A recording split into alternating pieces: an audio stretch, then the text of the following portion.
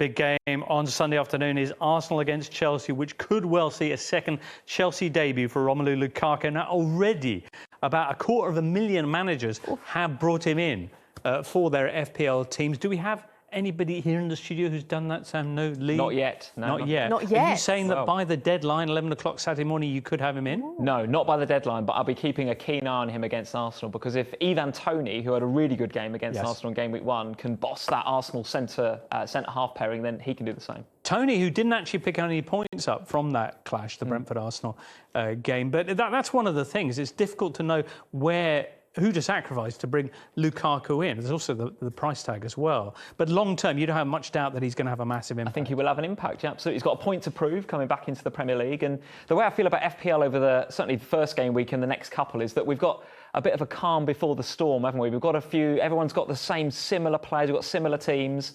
Well, when Lukaku and Kane come to the party, we're going to be ripping up our drafts and trying to get those two in. Now, before the season kicked off, a lot of people were looking at Chelsea's fixtures and saying, don't get any Chelsea players until around, I think, game week 7 or so. You can see the stretch of green that comes up once we get to that point.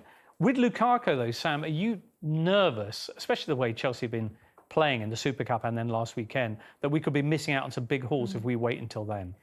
I don't necessarily think we'll miss out on big hauls. I think from game week 7 onwards, we'll get big hauls from players like Lukaku. And game week 2 could also be a big one, given how Arsenal defended. But those fixtures against, say, Liverpool, they're not going to be really, really high-scoring games, but Chelsea are really solid. They're solid defensively. They're solid as a unit going forward. So I think there's attacking returns for him. Can I see him getting a goal in those games? Yes, absolutely. Do I see him getting a hat-trick? No, which is why I'm planning to still hold my nerve and wait on Lukaku, because I think you're going to have to choose between Lukaku and Kane, and I need this Kane saga to play out before I decide which one I want to go with. And we also know that when the Kane saga is sorted out, we know exactly which way you're going to go, don't we? Well, it depends, because he isn't trained. Well, he is back in training now, but I think Lukaku has got real potential in that Chelsea team to be the big forward that we all want this year. Kane versus Lukaku, that's another headache for another week, I think. Let's talk about another headache, because Kai Havertz at Chelsea, he didn't start against Palace, which maybe was to be expected given the fact that he played in the European Super Cup. There's so many ridiculous attacking riches within that Chelsea team. His price has actually fallen to 8.4. Is now a good time to jump on him? Well, it could be, Not literally. Well, I'm a bit I'm with Sam, actually. I think waiting until game week 7 for the Chelsea assets is probably the right thing to do. But he's already suffered a price drop, 8.4, so he's getting better and better value as we go through. Like you say, didn't play game week 1, probably because he played 120 minutes in the Super Cup. So he's going to come back into that side. I must admit, I like him in that false 9 position, like he played against, I remember a game against Crystal Palace last season where he racked up some incredible FPL points. But with Lukaku's arrival, you're going to see him probably a bit further away from the goal back in midfield. So, again, one to wait and see how Lukaku's arrival affects players like Havertz, and then from game week 7, probably act. I've seen a lot of Marcus Alonso so far, marauding forward, both in the Cup and game week 1.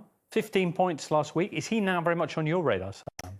The trouble I have with Alonso is that he tends to play in the nicer fixtures. Obviously, Chilwell wasn't playing before because of the Euro commitment that he had going into this season. Obviously, it was a nice fixture on opening day, but we have seen in the last season that Chilwell tends to play in the more difficult fixtures where they play in a back four, and Alonso tends to play in the slightly easier looking fixtures and just goes forward because there's less need to defend.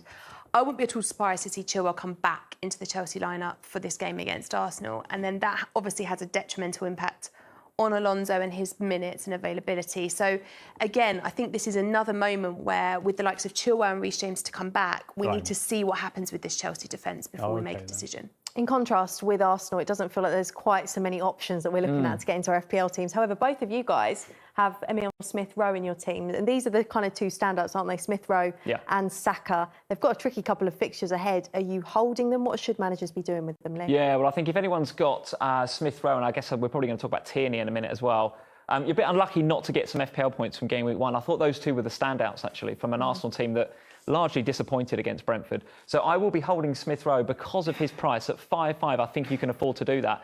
If you're holding on to Saka, we haven't seen much of him yet, of course, but at 6.5, there's a lot of really good options around that price bracket. So it wouldn't surprise me if you're getting itchy feet with Saka. Could potentially see another price fall there as well if people jump off him. What do you think?